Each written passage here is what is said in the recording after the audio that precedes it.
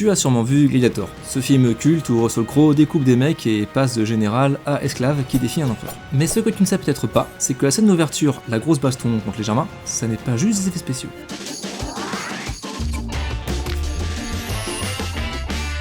Gladiator, sorti en 2000, réalisé par Ridley Scott avec Russell Crowe en mode général badass et également Joaquin Phoenix, Connie Nielsen, Oliver Reed et plein d'autres acteurs incroyables.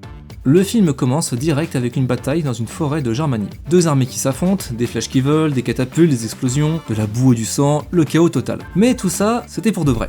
Pour cette scène, ils ont utilisé des centaines de vrais figurants et autant de cascadeurs. Ouais, pas des gars en 3D, des vrais mecs qui se jettent dessus, ambiance baston viril à l'ancienne. Et ce n'est pas tout, car ils ont aussi balancé des vrais projectiles. Des flèches, des boulets enflammés. Au total, ils ont tiré près de 10 000 flèches et environ 160 000 projectiles incendiaires. Et sûrement une armée de stagiaires pour tout ramasser. Parce que ouais, faut bien que quelqu'un s'y colle. Bon, forcément, en post-prod, ils ont rajouté des effets numériques, car la plupart des projectiles n'allaient pas assez loin et il n'y en avait pas assez. Ils ont aussi rajouté des soldats en CGI pour rendre la bataille encore plus massive.